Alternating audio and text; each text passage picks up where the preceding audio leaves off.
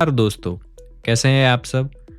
आज के इस वीडियो में हम एक नई सीरीज शुरू करने जा रहे हैं, एनआईएसएम इक्विटी डेरिवेटिव्स 2026। ये जो अपडेटेड मॉड्यूल है एनआईएसएम का, उसके बेसिस पे बनाया गया है। और आज के इस वीडियो में आप समझोगे चैप्टर 1 के बारे में, जो कि है बेसिक्स ऑफ डेरिवेटिव्स। देखिए, ये पूरी सीरीज में हम डिफरेंट तरीके से इसको कवर करेंगे। मैंने देखा है कि जो भी एनआईएसएम इक्विटी डेरिवेटिव एग्जाम के लिए प्रिपेयर कर रहा होता है कैंडिडेट, उसका मेन गोल होता है स्टॉक मार्केट में जॉब लेना। ये एग्ज़ाम बहुत ही इम्पोर्टेंट है और ये बाय सेबी की जो ब्रांच है एनआईएसएम, उसके द्वारा कंडक्ट किया जाता है। तो आप इसको सेबी लेवल की सीरियसनेस दे सकते हैं, क्योंकि ये एग्ज़ाम इनडायरेक्टली सेबी ही कंडक्ट करता है। तो ये जानने के लिए किया जाता है कि आपका नॉलेज है उस लेवल का, आप उस लेवल का वर्क करने के लिए रेडी हो या नहीं। तो ये एग्ज़ाम लिया जाता है और इसमें आप जितना मैक्सिमम स्कोर करोगे, उतना आपको फ्यूचर में जो अपॉर्चुनिटीज़ है वो अच्छी मिलेगी। ये एग्ज़ाम क्लियर करके आप as a dealer, as a research analyst में बेसिक रोल से शुरू कर सकते हो, क्योंकि ये इक्विटी डेरिवेटिव एग्ज़ाम मैंडेटरी है। अगर किसी को एज अ डीलर वर्क करना है या तो स्टॉक मार्केट में जो भी जॉब चाहिए, उसमें ये एग्ज़ाम अगर किसी ने क्लियर की हो तो ये बहुत ही फ़ायदेमंद रहता है। और मैं आपको बता दूं, आप अपने अकाउंट से के अलावा प्रोपराइटी में भी ट्रेड कर सकते हो। तो प्रोपराइटी अकाउंट में ट्रेड करने के लिए, वहाँ पे जॉब करने के लिए आपको ये सर्टिफिकेट मैंडेटरी रहता है, क्योंकि ब्रोकर्स भी ट्रेडर्स हायर करते हैं, जिनके थ्रू वो अपना कैपिटल ग्रो करने के लिए यूज़ करते हैं ट्रेडर्स का, और उनको सैलरी बेस पे रखते हैं। तो उनको रखने के लिए ये एग्ज़ाम मैंडेटरी होता है टर्मिनल ऑपरेट करने के लिए। तो आपको उस लेवल की सीरियसनेस इस एग्ज़ाम को देनी होगी। इसमें हम कोई बोरिंग जो मॉड्यूल के थ्रू अंडरस्टैंडिंग है उसको ना कवर करके, हम डिफरेंट अप्रोच से ग्राफिकल विजुअल्स के थ्रू और पिक्चर्स के थ्रू आपको समझाने का ट्राई करेंगे कि ये एग्ज़ाम में क्या क्या क्वेश्चंस आते हैं, और पूरा हम कॉन्सेप्ट समझेंगे। साथ ही साथ हम मॉड्यूल का भी उपयोग करेंगे, क्योंकि वहाँ से ही सारी क्वेश्चंस और सब चीज़ें पूछी जाती है। तो आपका एक इन डेप्थ अंडरस्टैंडिंग बनेगा। तो चलिए शुरू करते हैं। तो आज हम देखेंगे बेसिक्स ऑफ डेरिवेटिव्स। तो बेसिक्स ऑफ डेरिवेटिव में सबसे पहले देखते हैं कि a derivative is a contract or a product whose value is derived from the value of some other asset known as the underlying. Derivatives are based on a wide range of underlying assets. This includes metals such as gold, silver, aluminum, copper, zinc, nickel, tin, lead each. Energy resources such as oil, coal, electricity, natural gas each. Agri commodities such as wheat, sugar, coffee, cotton, pulse. Financial assets such as shares, bond, foreign exchange. तो देखिए दोस्तों, अगर मैं बात करूं कि derivatives क्या है, तो डेरिवेटिव्स एक ऐसा कॉन्ट्रैक्ट है जो उसकी अंडरलाइन की वैल्यू के बेस पे डिसाइड किया जाता है। जैसे कि कोई चना है, ज्वार है, तो उसका जो बेस प्राइस होता है ना, उसके ऊपर उसका कॉन्ट्रैक्ट प्राइस डिसाइड किया जाता है कि अभी ज्वार का इतना प्राइस है। तो उसके बेसिस पे अगर वो कोई ख़रीदना चाहता है तो उसके लिए पैसे कितने लगेंगे, और वो पैसे का इंटरेस्ट अगर वो बैंक में रखता है तो कितना लगेगा, जो नॉर्मल रेट चल रहा है वो कितना है, तो उसके बेसिस पे पूरा रेट डिसाइड होता है। वैसे ही है नेचुरल गैस के लिए। आपको पता होगा इलेक्ट्रिसिटी के भी कॉन्ट्रैक्ट्स आते हैं। तो इलेक्ट्रिसिटी तो कोई ख़रीद नहीं सकता है वैसे, बट उसका जो पर यूनिट प्राइस चल रहा होता है, उसके बेसिस पे उसका जो फ्यूचर का कॉन्ट्रैक्ट है वो डिसाइड किया जाता है कि वो कितने प्राइस का रहेगा। तो ऐसे ही पूरा ये वर्क करता है चीज़ें। अगर हम बात करें कि ओरिजिनल एसेट क्या होती है, उसमें स्टॉक्स होते हैं, इंडाइसेस होते हैं, कमोडिटीज़ होती है। वैसे ही देखने जाए तो रिलायंस का जो फ्यूचर का कॉन्ट्रैक्ट है, उसकी प्राइस कहाँ से डिसाइड होती है, उसके बेस प्राइस से, उसके कॉर्पोरेट एक्शन से, और उसकी जो भी अदर चीज़ें हैं उसके बेसिस पे डिसाइड की जाती है। तो वो बनता जाता है बाद में डेरिवेटिव कॉन्ट्रैक्ट। डेरिवेटिव कॉन्ट्रैक्ट यानी कि आप बाय सेल के लिए बाध्य हैं, आपको ये पैसे देने ही पड़ेंगे, क्योंकि आपने ये कॉन्ट्रैक्ट बाय किया है या सेल किया है। या तो पैसे देने पड़ेंगे या तो फिर उसके सामने चीज़ देनी पड़ेगी। प्रॉफिट लॉस डिपेंड रहेगा प्राइस मूवमेंट के ऊपर। तो अब हम बात करते हैं कि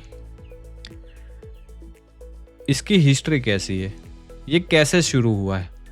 the history of derivative may be mapped back to several centuries. Some of the specific milestones in evolution of derivative market worldwide are given below. अब 12th century में क्या हुआ? In Europe, trade fairs, sellers signs contract promoting future delivery of items they sold. 13th century आते आते क्या हुआ? There are many examples of contracts entered into by English Christians monasteries who frequently sold their wool up to 20 years in advance for foreign merchants. तो ये सब चीज़ें भी एक डेरिवेटिव कॉन्ट्रैक्ट का एग्जांपल है कि ये एडवांस में सेल कर देते थे, एडवांस में प्राइस डिसाइड कर लेते थे।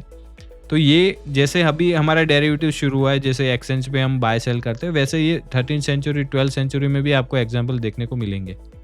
अब 1634 to 37 में टूलिप मानिया in Holland, fortunes were lost after the speculative boom in tubal futures burst. ये जो एक फूल था उसके बेसिस पे सबने उसके ऊपर बैट लगाया और लास्ट में जाते जाते वो एक बबल था वो बर्स्ट हो गया। इन 17th सेंचुरी क्या हुआ कि राइस मार्केट का फ्यूचर्स मार्केट में चलने लगा। उसके बाद 1848 में Chicago Board of Trade facilitate forward contract. So Chicago Board of Trade में फॉरवर्ड कॉन्ट्रैक्ट चलने लगे। 1865 में first exchange traded futures contract in US. So 1865 में फर्स्ट ट्रेड हुआ था यूएस में। 1919 में आके Chicago butter and egg board recognise into future trading, later become CME। तो CME ऐसे ही वर्क शुरू हुआ। 1972 में IMM launch the first currency futures. 1973 में CBOE introduce listed option on equities. So 1975 में क्या हुआ? First future on US treasury bill शुरू हो गया। 1977 में futures on US treasury bond शुरू हुआ। 1982 में eurodollar future and first stock index future launch हुआ। 1983 में स्टॉक इंडेक्स ऑप्शन इंट्रोड्यूस हुआ। तो ये पूरी हिस्ट्री है कि ऑप्शन ट्रेडिंग कैसे शुरू हुई। फ्यूचर्स एंड ऑप्शंस का फर्स्ट कॉन्ट्रैक्ट जो था एक्सचेंज ट्रेडेड वो 1865 में शुरू हुआ था। सो डेरिवेटिव क्यों ग्रो हुआ? प्राइस की वॉलेटिलिटी मिली आपको, ग्लोबल इंटीग्रेशन मिल गया, बेटर टेक्नोलॉजी थी, improve risk management, product innovation हो गया। तो ये सब चीज़ों के कारण ये डेवलप हुआ और लोगों का इसके ऊपर ट्रस्ट भी बढ़ा। अब इंडियन डेरिवेटिव मार्केट कैसे शुरू हुआ? 1996 में SEBI form the LC Gupta committee to develop a derivative framework. 1998 में JR Verma group recommend risk containment measures. 1999 में SCRA amendment to include derivative as a securities. तो 1999 में इसका अमेंडमेंट हुआ और मार्च 2000 में old ban on forward trading is securities is repealed. और जून 2000 में index future on Nifty and Sensex started. So जून 2000 में इंडेक्स फ्यूचर शुरू हुआ। जून 2001 में इंडेक्स ऑप्शंस शुरू हो गए। जुलाई 2001 में option on individual stock start हो गए। साथ ही साथ नवंबर 2001 में स्टॉक फ्यूचर स्टार्ट हो गए। फरवरी 2013 में डेरिवेटिव MSCI के एक्सचेंज पे शुरू हो गई डेरिवेटिव ट्रेडिंग। सो इसकी मेजर प्रोडक्ट कैटेगरी क्या है? Forward, futures, option and swaps. So ये सब आप प्रोडक्ट्स याद रखिएगा क्योंकि यही आपको पूछे जाएंगे when it comes to interview. तो इंटरव्यू में ये प्रोडक्ट कैटेगरी पूछी जाती है मेन। सो हमने ये हिस्ट्री तो देख ली।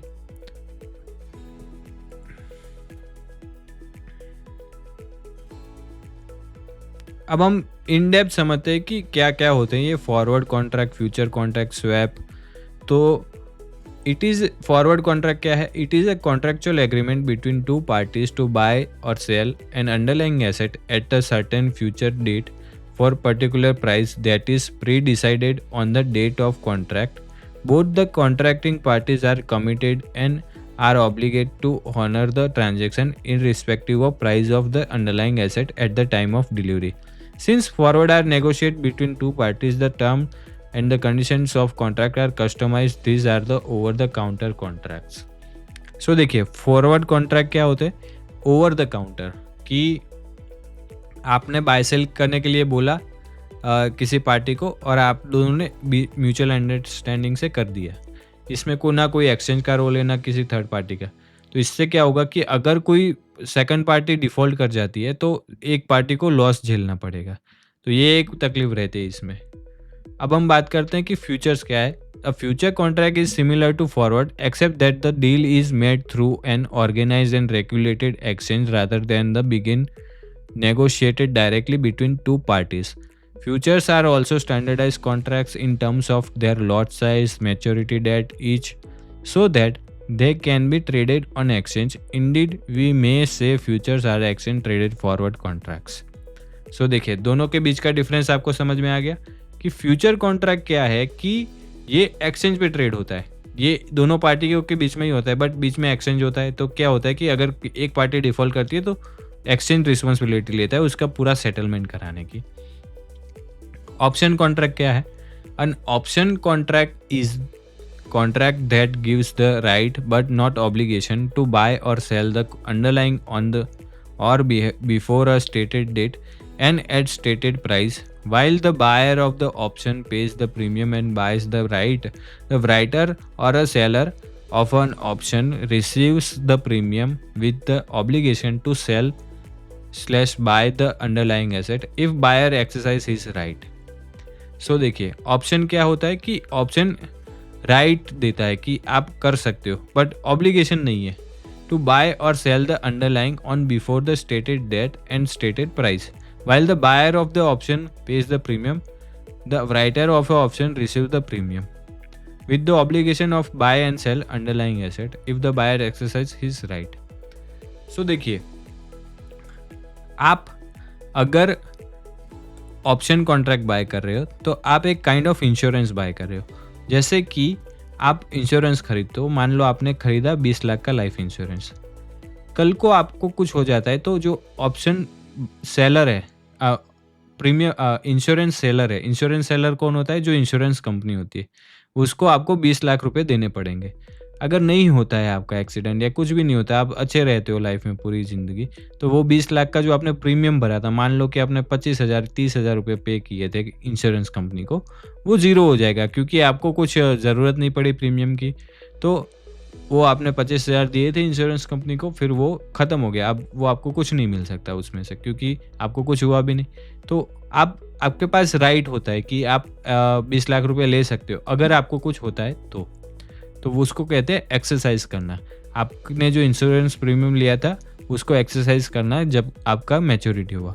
अगर नहीं हुई मैच्योरिटी, आप लाइफ टाइम कुछ नहीं हुआ, तो वो जो सेलर था उसको पैसे मिल जाएंगे प्रीमियम के। अब हम बात करते हैं स्वैप्स की। स्वैप्स क्या होता है? The agreement made between two parties to exchange cash flow in the future according to pre arrange formula. Swap are broadly speaking a series of forward contract. Swaps help market participants to manage risks associated with volatility, interest rates, currency exchange rate and commodity prices.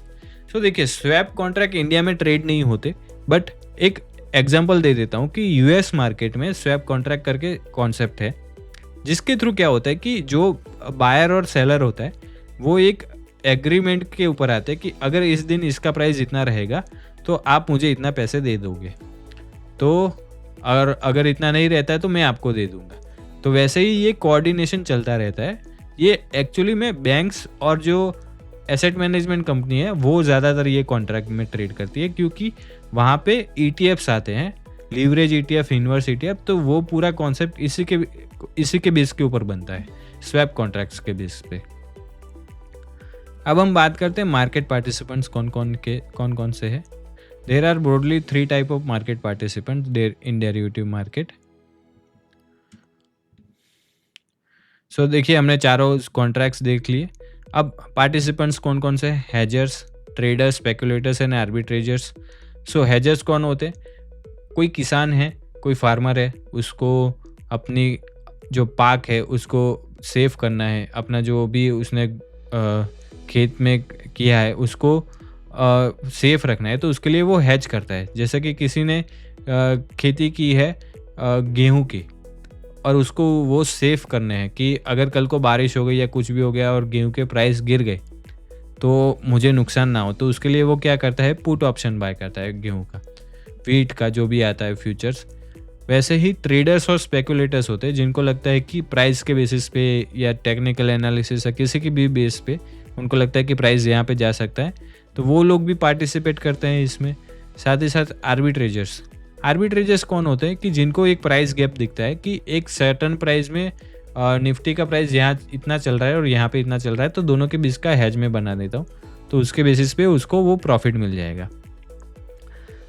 Just for an example मैं आपको देता हूँ कि NSC में रिलायंस का price चल रहा है 1300 और बीएससी में चल रहा है 1265, तो प्राइस गैप बहुत बड़ा हो गया, तो वो क्या करेगा, 1265 में बाय करके 1300 वाला सेल कर देगा, तो जो भी उसके बीच का प्रॉफिट होगा वो उसका हो जाएगा। तो वो आर्बिट्रेज अपॉर्चुनिटी होती है जो थोड़े टाइम के लिए आती है, फिर वो सॉल्व हो जाता है बीच का। ये कुछ एग्जांपल दिए हुए कि एक trader Nifty futures of position बनाता है, कोई आर्बिट्रेजर है, एक वन मार्केट में बाय करके चीप दूसरे मार्केट में सेल कर देता है। अब इनकी एक डेफिनेशन समझ लेते हैं जो मॉड्यूल में दी हुई है। हेजर्स क्या है, they face risk associate with the price of the underlying assets and use derivative two reduce there risk. Corporations, investing institutions and banks all use derivative product to hedge or reduce their exposure in market variables such as interest rates, share price, bond price, currency exchange rates and commodity prices. अब speculator और traders की बात करें, they are the predicted the future movements in price of underlying assets and based on the view take position in derivative contracts. Derivatives are preferred over underlying assets for trading purpose as they offer leverage, are less expensive, cost of transaction is generally lower than that of the underlying and are faster to execute in size high volume market. So speculators की भी ज़रूरत रहती है क्योंकि derivatives prefer किए जाते हैं क्योंकि ये लीवरेज ऑफर करते हैं और एक्सपेंस भी कम लगता है इसमें, तो स्पेकुलेटर्स इसको ज़्यादा प्रेफर करते हैं और इनकी ज़रूरत भी इसलिए है क्योंकि मार्केट में लिक्विडिटी बनी रहे। अब बात करते हैं आर्बिट्रेजर्स की। Arbitrageurs are deal is a deal that produce profit by exploiting a price difference in the product in two different markets. Arbitrage originates when the trader purchases an asset cheaply in one location and simultaneously arrange to sell it at a higher price in another location. Such opportunities are unlikely to persist for very long, since arbitrageurs would rush into this transaction, this closing the price gap at different locations. अब type of derivatives market की बात कर लेते हैं। तो in modern world a huge variety of derivatives products are available. They are either traded on organised exchange called exchange traded derivatives or agreed directly between the contracting counterparties over the telephone or through electronic media called over the counter derivatives. A few complex products are constructed on simple building blocks like forward futures, options and swaps to cater the specific requirement of customer. So the over the counter market is not a physical marketplace but a collection of broker dealers scattered across the country. The main idea of the market is more a way of doing business than a place. Buying and selling of contracts are matched through negotiated bidding process over a network of telephonic or electronic media that link thousands of intermediaries. OTC derivative market have witnessed a substantial growth over the past few years. Very few contribute by recent development in information technology. The OTC derivative markets have bank, financial institution and sophisticated market participants like hedge funds, corporations, high net worth individual. OTC derivative market is less regulated market because these transactions occur private among qualified counterparties who are supposed to to be capable enough to take care of themselves. In OTC derivative market, transactions among the dealing counterparties have a following features compared to exchange traded derivatives.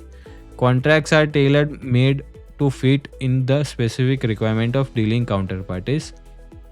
The main management of counterparty risks is decentralized and located within the individual institution. There are no formal centralized limits on individual position, leverage, or margining. There are no formal rules or mechanism for risk management to ensure market stability and integrity and for safeguarding the collective interest of the market participants. Transactions are private with little or no disclosure to the entire market. So देखिए, over the counter market में ये कैसे work करता है कि ये दो पार्टियों के बीच में हो गया। मान लो कि हमारे जो देश के सबसे बड़े बिजनेसमैन हैं और जो सेकंड नंबर पे है, उन दोनों को अपना कंपनी की एक्सचेंज करना है, कुछ भी मतलब शेयर होल्डिंग एक दूसरे को देनी है या किसी को एक कंपनी दूसरे को सेल करनी है। तो मान लो कि ACC का प्राइस लिस्टेड है, ACC सीमेंट लिस्टेड है NSE पे और अदानी जी बाय करना चाहते हैं उसको, कंपनी को पूरी। तो वो क्या करेंगे, वो डायरेक्टली अगर NSE से चाहे तो भी ले सकते हैं और या तो डायरेक्टली इंडिविजुअल प्राइवेट मीटिंग में SEC को भी खरीद सकते हैं। तो वो क्या प्रेफर करेंगे, वो SEC डायरेक्टली प्राइवेट मीटिंग से परचेस करें। क्यों? क्योंकि अगर NSE से परचेस करने जाएंगे तो उनको बहुत सारी चीज़ें डिस्क्लोज करनी पड़ेगी कि किस प्राइस पे करना चाहते हैं, पहले उनको करना पड़ेगा क्योंकि इतना बल्क ऑर्डर वो बाय करेंगे कि वो पूरी खरीद लेंगे कंपनी। तो उसके लिए उनको वो वहाँ पे दिक्कत आएगी। इससे अच्छा वो क्या करेंगे, डायरेक्टली पार्टी से डायरेक्टली मीट कर लेंगे। वो क्या करते हैं कई लोग, अब हम बात करते हैं SpaceX की। तो SpaceX ने कर्सर बाय किया, तो क्या किया, SpaceX की जो शेयर होल्डिंग थी कुछ वो दे दी इलॉन मस्क ने कर्सर वाले को। तो वो क्या हो गया, उसके बदले में उनको पूरा कर्सर मिल गया और उन्होंने शेयर होल्डिंग दे दी SpaceX की। सेम केस इलॉन मस्क ने ट्विटर बाय किया तब किया था। उन्होंने कुछ शेयर्स बेचे थे टेस्ला और SpaceX के और बहुत सारी चीज़ों के, और उसके बदले में ख़रीदा था ट्विटर और उसको बाद में एक्स। बट वो डायरेक्ट स्टॉक एक्सचेंज से खरीदते तो उनको अच्छी डील भी नहीं मिलती और उनको बहुत सारी रिक्वायरमेंट्स भी चाहिए रहती। अगर वो डायरेक्टली बाय करने जाते हैं तो प्राइस भी अप जाता है। तो ये OTC मार्केट वर्क करता है ऐसे। On the contrary, exchange traded contracts are standardized, traded on organized exchanges with price determination determined by the interaction of buyer and seller through anonymous auction platform. The clearing corporation guarantees contract performance, settlement of transaction. Significance of derivatives. Like other segments of financial market, the derivative market serves the following specific functions. It helps in improving price discovery based on actual valuation and expectation. It enables the transfer of various risks from those who are exposed to risks but have a low risk appetite to participants with a high risk appetite. For example, hedgers want to give away a risk whereas the traders are willing to take risk. So देखिए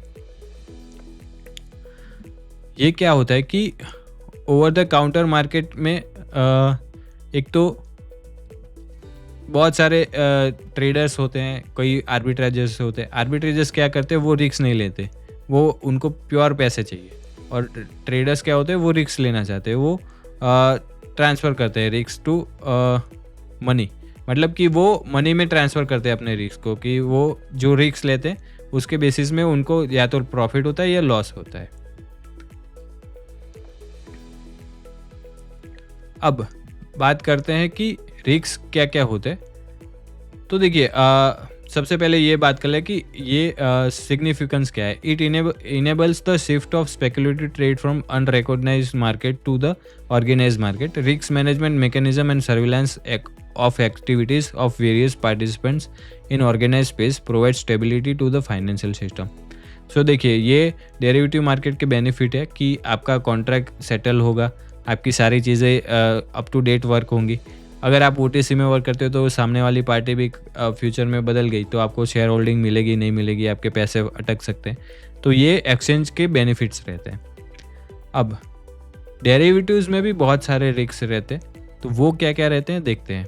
Market participant must understand that derivatives begin leverage instrument have a risk like counterparty risk, default by counterparty, price risks, loss on position because of price movement, liquidity risks, inability to exit from position, legal or regulatory risks, enforceability of contracts, operational risks, fraud, inadequate documentation, improper execution, and may not be appropriate avenue for someone of limited resource or having limited trading experience or with a low risk tolerance. So देखिए, ये सारी चीज़ें रहती है कि counter party risk तो भी रहता है, बट यहाँ पे आपको मिलता है एक्सचेंज, तो वो भी अब तो ऑलमोस्ट निग्लिजिबल हो जाता है।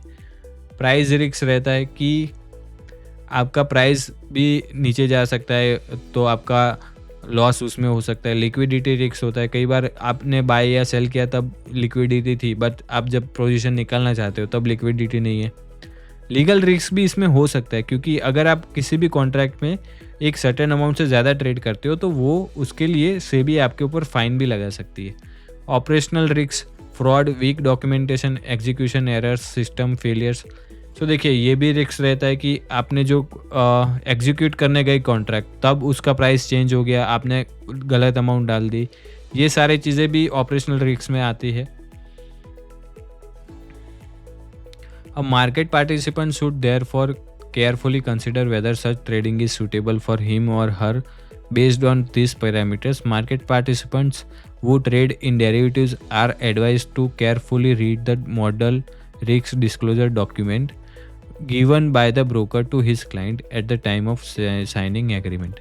So देखिए, ये हर व्यक्ति के लिए सूटेबल भी नहीं है कॉन्ट्रैक्ट। तो जो भी होता है ना, अभी सेबी ने रूल निकाल दिया है कि जो एक डिस्क्लेमर आता है, ये आप ऐप ओपन करते हो तब, तो कि 10 out of 9 people lose money in derivatives. तो वो बात सही है, क्योंकि वो एक कॉम्प्लेक्स प्रोडक्ट है, बट पैसे भी उसमें बन सकते हैं। मैंने एज अ आर्बिट्राज वर्क किया है इस मार्केट में, तो मैं जानता हूँ कि हाँ, कैलेंडर स्प्रेड है, फिर डायगनल है, फिर अपने दूसरे कन्वर्जन रिवर्जन देख लो, तो उन सब चीज़ों में पैसे बनते थे। क्यों? क्योंकि एक डिफाइंड स्ट्रेटेजी के बेस के ऊपर वर्क करती है वो, और उसमें लॉस होने के चांसेस बहुत ही कम रहते हैं। और इसके कारण क्या है कि वो आप एक अगर जानते हो कि इंटरेस्ट रेट कितना चल रहा है मार्केट में, साथ ही साथ ये क्यों इतना प्राइस डिफरेंस आया है, तो उसके बेसिस पे आप पूरा एक डिफाइन कर सकते हो कि नहीं, ये प्राइस इसलिए चेंज है, तो इसके कारण यहाँ पे ये अपॉर्चुनिटी बनी है। तो वो कई लोगों को पता ही नहीं होती, वो सिर्फ स्पेकुलेशन के लिए आते हैं, तो मोस्ट ऑफ वहाँ से लॉस ही करते हैं। बट आपने देखा होगा कि प्रॉप फर्म में लॉसेस बहुत कम होते हैं लोगों के।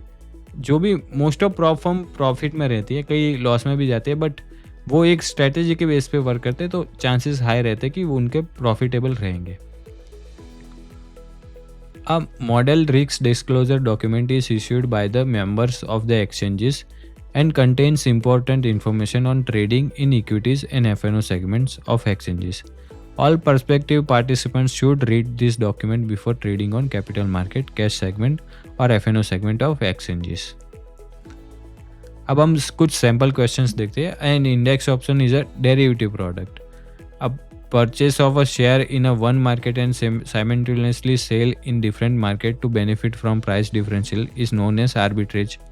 Financial derivatives provided the facility for this all the things: trading, hedging and arbitraging. Operational risks include losses due to inadequate disaster planning.